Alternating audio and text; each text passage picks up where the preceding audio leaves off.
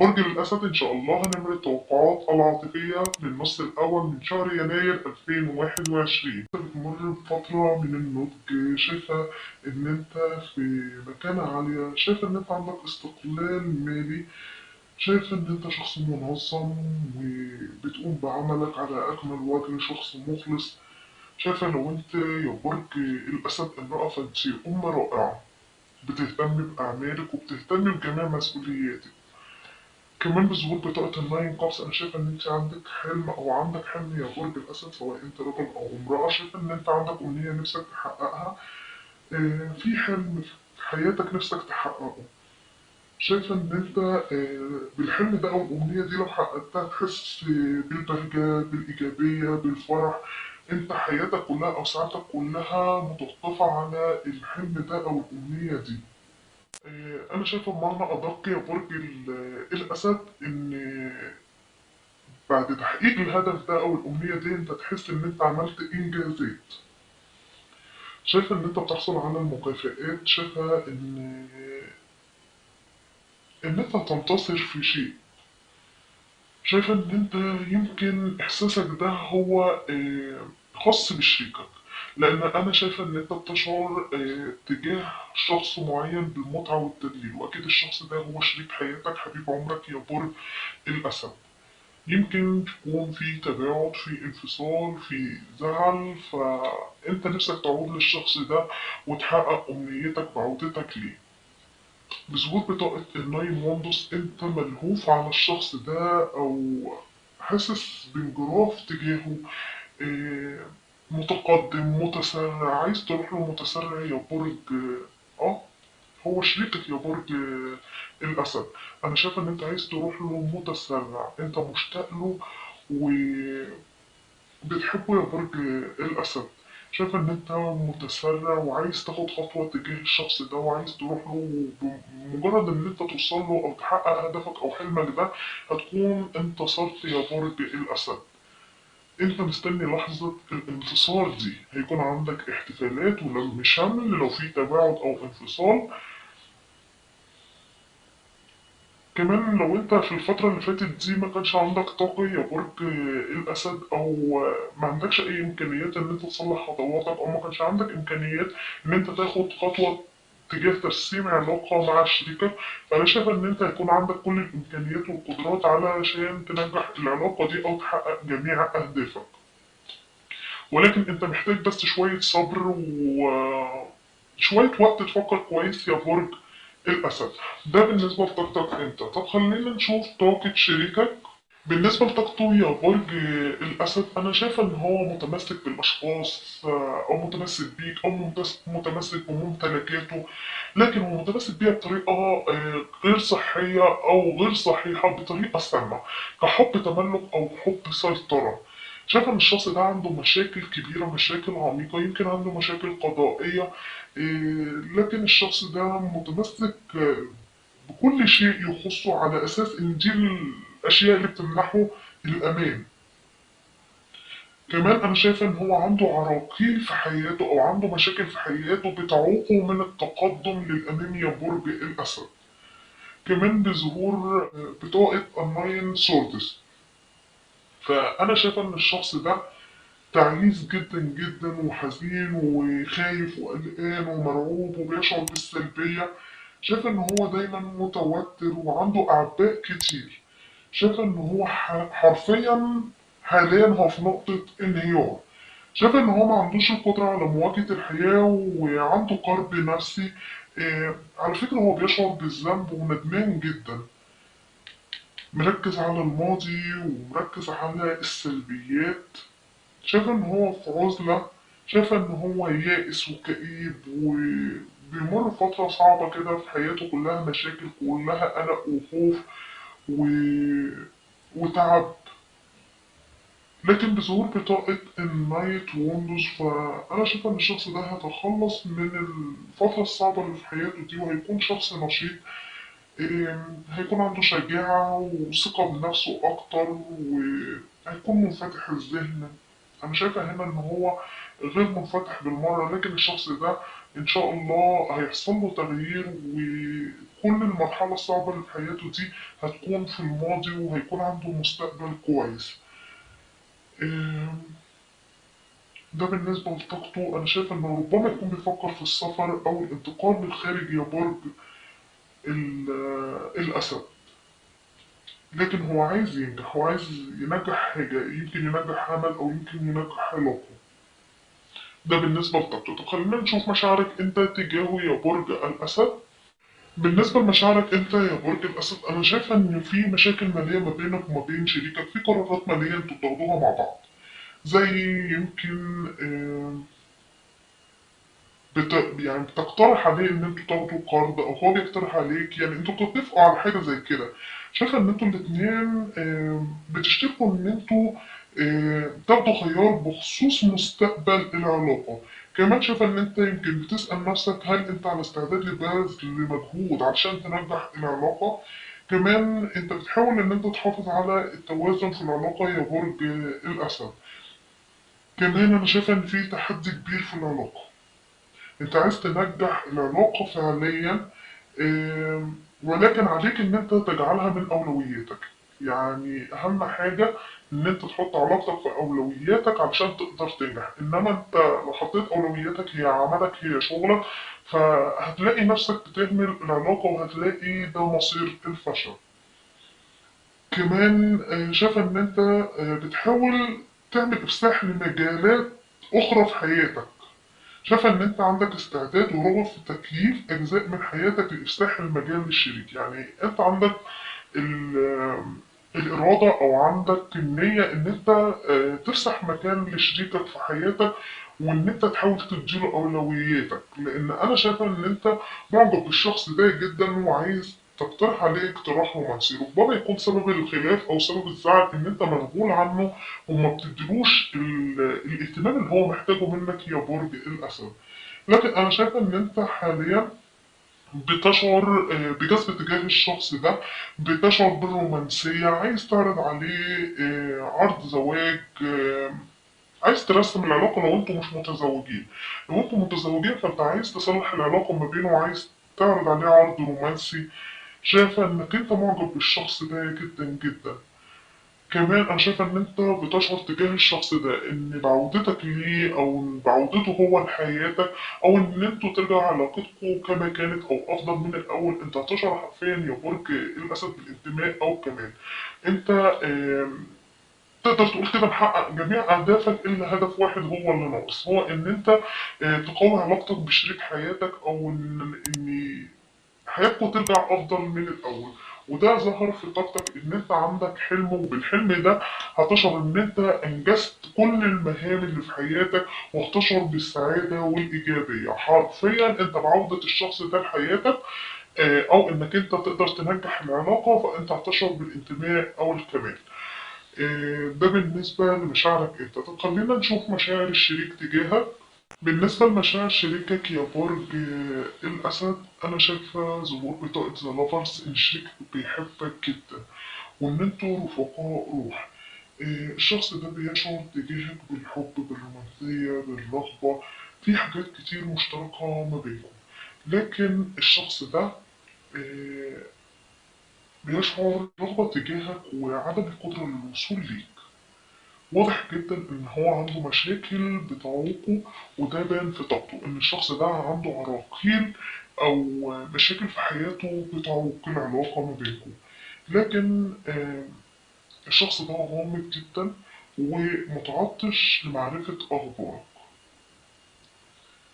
كمان انا شايف ان شريكك ما عندوش وعي نهائيا يا برج الاسد. كمان بظهور بطاقة الفايف بنتجل، ربما تكون مشاكل الشخص ده كان بسبب الأموال. أنا شايفة إن هو بيمر بضيقة مالية. الضيقة المالية دي هي هتكون فترة مؤقتة في حياته، لكن هي مسببة له مشاكل في حياته وعراقيل. ولو بصينا هنا في العراقيل اللي هي في طاقته، هتلاقي برضه بسبب ماديات. البنت دي بتعني الماديات. فأنا شايف إن ربما تكون كل المشاكل دي كانت بسبب الماديات. الشخص ده أصبح عنده تغيير سلبي في ظروفه، كان تغيير غير متوقع. خلاه يتخلى عن كل حاجة شعر بالسلبية. يمكن تخلى عنك انت شخصيا واهملك في عز ما كنت محتاجه يا برج الاسد، او ربما انت اللي تركته بسبب المشاكل اللي ما بينكم. ممكن تكون في مشاكل مادية ما بينكم فانت اللي تركته، لان انا شايف ان هو بيشعر ان انت تركته في عز البرد. آه، شايف ان الشخص ده عنده خسارة مالية وحاسس ان العالم كله ضده، وبيكافح في محنة، حاسس إن حظه سيء. هو بيمر بفترة من الخراب المالي يا برج الأسد، لكن أرجع وأقول لك زي ما قلت لك قبل كده إنها فترة مؤقتة مش دايمة. لكن الشخص ده حاسس إن هو منبوذ، مغترب، حاسس يعني بضيقة كبيرة في حياته. كمان هو متأثر بطاقة الانفصال أو الطلاق. واضح جدا إن في انفصال في العلاقة ما بينك وما بين شريكك يا برج الأسد، ربما تكون بسبب الماديات. أنا شايف إن الخلاف كله ما بينك وما بينه بسبب ماديات، سواء في بينكم شراكة، الشراكة دي اتفركشت، حصل خسارة، الشخص ده كان مقصر في المصاريف أو ما كانش معاه وكان عنده ضغوط نفسية بسبب الماديات. عامة أنا شايفة معظم مشاكلكم كانت بسبب الماديات، سواء انتوا متزوجين وحصل بينكم انفصال، أو عزاب يعني كنتوا داخلين على زواج أو تسليم علاقة والموضوع ما كملش بسبب برضه آه، قلة الماديات. طب خلينا نشوف هو شايفك ازاي يا برج الأسد.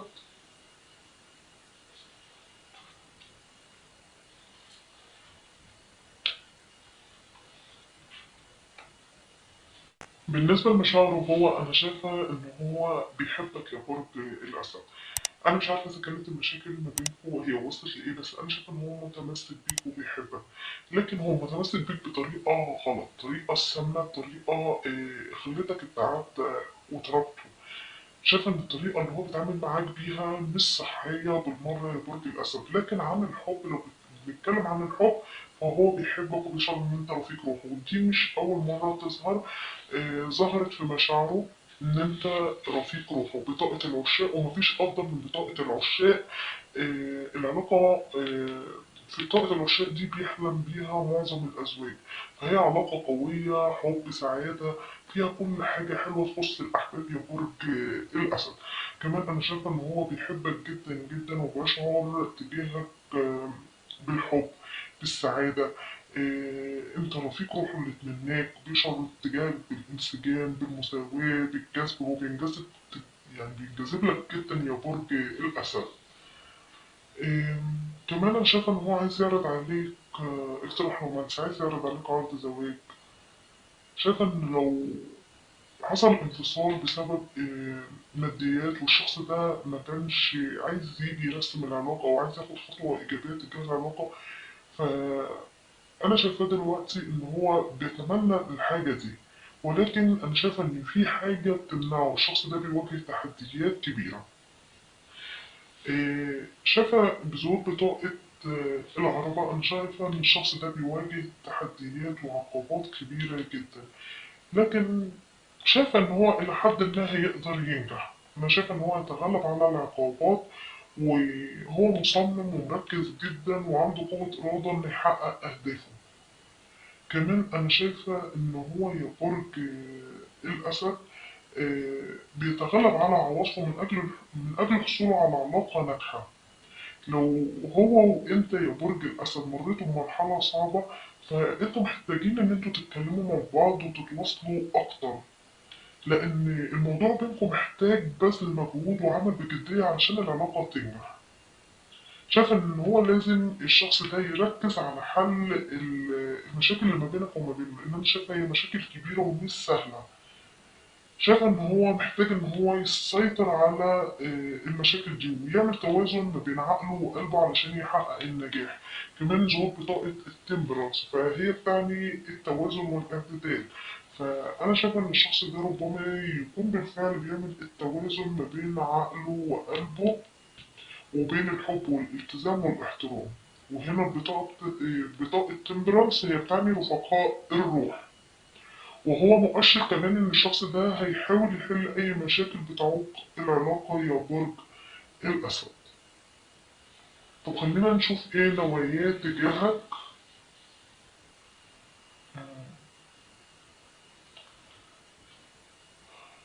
على قد ما هو بيحبك، على قد ما شريكك مش سهل. هو بيحبك، ما اعترضناش إن هو بيحبك، ولكن أنا شايفة إن الموضوع فيه لف ودوران.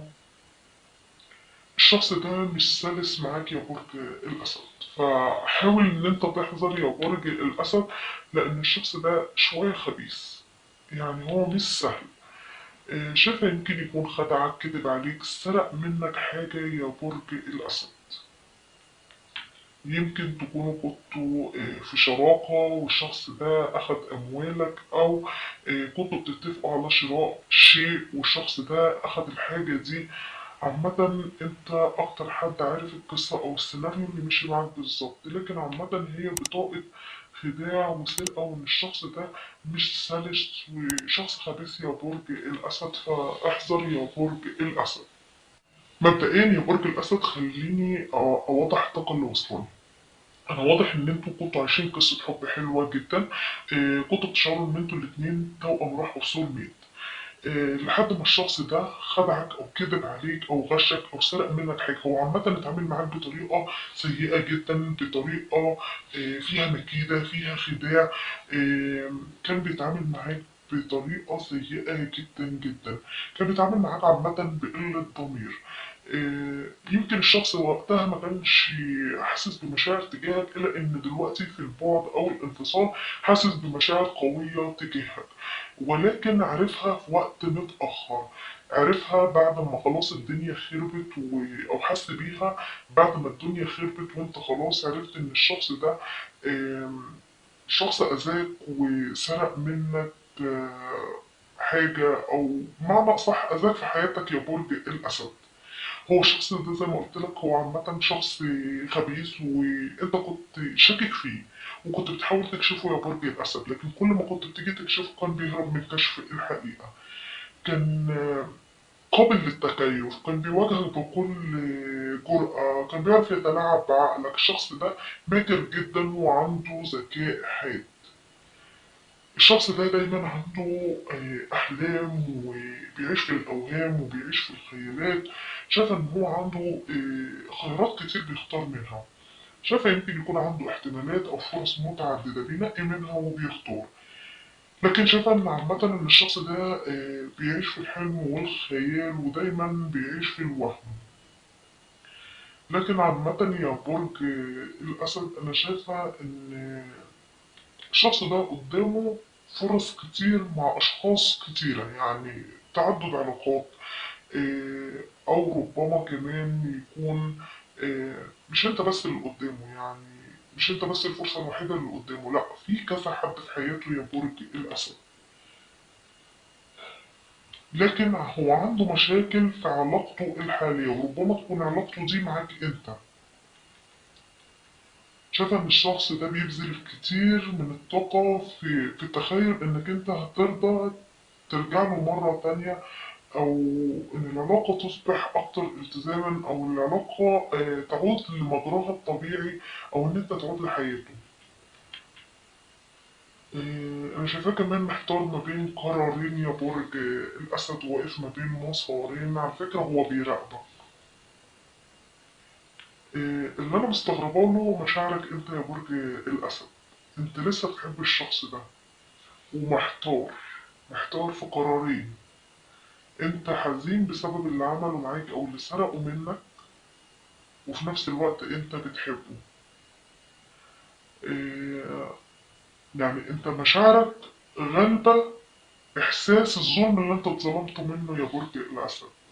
أنت شايف إن العلاقة ما بينكم علاقة ما لا نهاية لها، وأنت مش عايزها تنتهي، علاقة أبدية. لكن أنا بصراحة يا برج الأسد شايف إن أنت هتتظلم في العلاقة دي أوي. هو ما يستاهلكش، هو جه عليك وجرحك وظلمك. عامة أنا شايفة إن الشخص ده واقف ما بين طريقين أو مسارين. بيراقبك يا برج الأسد، وهو حاليا مبتعد، ولكن بياخد قرار البقاء أو المغادرة نهائيا. هو لسه مش عارف رد فعلك لو رجع لك تاني انت هتقبله في حياتك ولا لا. اللي انا شايفاه ان انت على اتم استعداد ان انت تقبل عودته مرة تانية بعد كل اللي عمله فيك.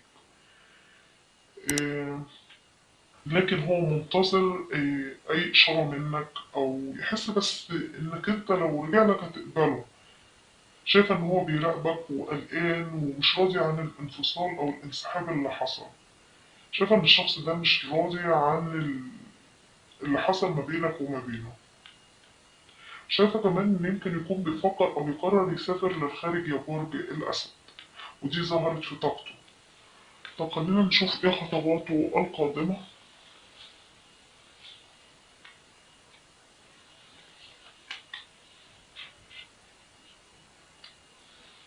بالنسبة لخطواته القادمة، أنا شايفة إن الشخص ده في طاقة انفصال بطاقة الكينج سوردز. لكن أنا شايفة إن الشخص ده في بعدك يا برج الأسد هو ندم على اللي عمله معاك.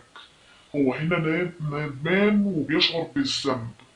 كمان شايف إن هو عايز يعود ليك ببداية جديدة خالص، كأنه شخص جديد أو اتولد من جديد. شخص راجع بقى بعقلانية بمنطقية. الشخص ده عارف انه ظلمك وجه عليك وجرحك يا برج الأسد، وعارف ان هو عمل فيك يعني اللي لا يعمل بمعنى أصح. شايف ان الشخص ده عايز يجي يتكلم معاك، عايز يتواصل معاك، عايز يتكلم معاك بأخلاق. شايف ان الشخص ده في ما بينك وما بينه مشاكل قضائية أو مشاكل قانونية وهو بينفذ القانون، لكن الشخص ده عايز يتكلم معاك بنزاهة وأخلاق. أم، شايف إن الشخص ده عايز العلاقة ما بينكم تصبح فيها تغيير، فيها إيجابية بطاقة عجلة الحظ. وبالفعل أنا شايف إن هيكون فيها إيجابية، خصوصا إن أنت يا برج الأسد على أتم استعداد إن أنت تقبل عودته لحياتك مرة تانية. لأن شايفة إن أنت قابل إن أنت تسامحه، إن أنت تغفر له، إن أنت بتحب الشخص ده، متمسك بيه. ولكن احذر من التمسك اللي هو متمسكه بيك تمسك سلبي. ربما يكون بالفعل الشخص ده اتغير وبقى افضل من الاول، ان بزور بطاقة عجلة الحظ الشخص ده اخد كرمته. يعني لو بتتساءل عن الكارما، الشخص ده اخد كارمته. وحاليا بعد الكارما الشخص ده عنده تغيير في المصير، والعلاقة ما بينكم علاقة رفقاء روح. يعني لو في حب بالفعل هو فعلا بيحبك جدا يا برج الأسد، وده ظهر في طاقته سوري مش في طاقته، في مشاعره، في شايفك ازاي وفي خطواته. فالشخص ده بيشعر ان انت بالفعل رفيق روحه، وان هو مستني اللحظات الحاسمة اللي هتقربكم من بعض اكتر واكتر. شايف ان عنده تغيير في المصير وعنده اضطراب مفاجئ في حياته. هو ما كانش متخيل ان حبك هيغيره بالشكل ده. في فرصة لعودتكم مرة تانية يا برج الأسد. كمان بظهور بطاقة سستار. فأنا شايف إن الشخص ده بيحصل على الهدوء والشفاء والإيجابية، وبيتخلص من جميع السلبيات اللي كان بيمر بيها، وبيصبح أكتر شخص إيجابي، شخص متفائل. آم، بيحصل على الهدوء والرضا، وبيبقى عنده فترة من التجديد في حياته بشكل عام. تجديد في شخصيته، تجديد في أفعاله. الشخص ده يكون شخص مختلف. في خطواته القادمة أنا شايف إن هو هيعود ليك مرة تانية، ولكن هو مستني إشارة منك. طيب خلينا نشوف الملايكة بتقولك إيه، أو إجابة الملايكة وردها على سؤالك يا برج الأسد. لو انت في سؤال بيدور في عقلك، هل تعود للشخص ده او تمنحه فرصة، او انت خايف تديله الفرصة بالرغم ان انت بتحبه، فهي بتقولك meditation brings answers. بمعنى التأمل يجلب الإجابات. تأمل يا برج الأسد، ما تاخدش قرار سريع. اصبر وتأمل وإن شاء الله هتحصل على الإجابة. طب خليني أخد لك إجابة من الملائكة، نشوف يمكن الإجابة تكون واضحة أكتر. هل إن أنت تكمل مع الشخص ده وتديله فرصة تانية؟ بسم الله.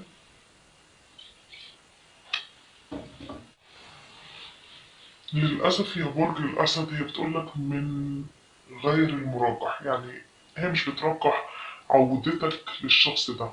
بطاقتين إجابتين من الملايكة للأسف يعني هي مش بترجحها، يعني مش بترجح العودة ليه مرة تانية. طب خلينا نشوف بطاقة الحب بتقولك ايه يا برج الأسد. آه، هي بتقولك الوقت بعيد عن شريكك في الأفق. شايفة إن إجابات الملايكة مع المشاعر آه، ما فيهاش حاجة بتشجعك للعودة للشخص ده يا برج الأسد. شايفة إن الشخص ده علاقتك معاه مش هتكون علاقة مريحة أو فيها سعادة. يمكن هو بالفعل هيستشفى ويعود ليك وعايز يعوض الماضي، ولكن أنت مش هتكون سعيد يا برج الأسد. طيب، برضو علشان ما نكونش ظلمنا، ناخد كده كارت تاني.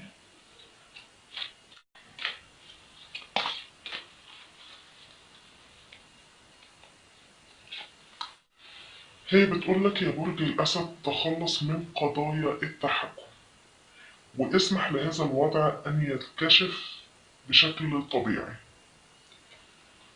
للأسف يا برج الأسد، لا إجابات الملايكة ولا بالنسبة للمشاعر حاجة بتشجعك إن أنت ترجع أو تعود للعلاقة أو تكمل فيها.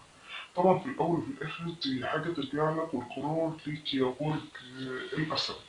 لكن أنا على قد ما قدرت حاولت إن أنا أجاوبك على الأسئلة أو نشوف من ناحية الحب والعاطفة. فما تزعلش يا برج الأسد، القادم أفضل بإذن الله. ربما يكون في شخص قادم في حياتك هيكون أفضل من الشخص اللي في حياتك من الماضي. عامة يا برج الأسد، زي ما قلت لك القرار في الأول وفي الآخر ليك، ولكن تأمل وفكر كويس يا برج الأسد. بكده تكون خلصت قراءتنا العاطفية لشهر يناير 2021. أنا بتمنى لك يا برج الأسد السعادة من كل قلبي وتحقق اللي بتتمناه. طب خلينا نشوف من الناحية الصحية والعمل. من الناحية الصحية فهي بطاقة الإمبراطور، وهي بتشير إن أنت قاسي جدا على نفسك، وبتنصحك إن أنت تقلل أو توقف عن الأنشطة القاسية جدا على جسمك يا برج الأسد، وتتجنب معاقبة نفسك بأنظمة التمارين، وكن لطيف مع نفسك. إيه، كمان اتعامل مع مستويات الطاقة الخاصة بك وليس ضدها. كمان لو انت بتعاني من مشاكل صحية فكن منطقي في اسلوبك في التعامل معاها، وان مش هيخدمك الطريقة اللي انت ماشي بيها. كمان انت بحاجة الى الراحة، فاستريح يا برج الاسد واطلب العلاج الطبي واستمع الى النصيحة من طبيبك. اما من الناحية العملية والمالية فهي بطاقة الساحر، وهي بتشير إلى فرص جديدة وتقدم، ويمكن بيطلب منك القيام بخطوة شجاعة ووضع أفكارك الأصلية موضع التنفيذ. كمان هو وقت مناسب للترقيات أو بدء مشروع تجاري جديد، هتشعر بالقوة والثقة بالنفس. كمان في أشياء كبيرة قادمة في طريقك وهيتاح لك فرص لتوجيه شخص ما، أو هيتم إرشادك أنت من قبل شخص ما هيمنحك تجربته الشخصية. أما من الناحية المالية فهتكون متاحة ليك فرصة رائعة للكسب لأموال إضافية يا برج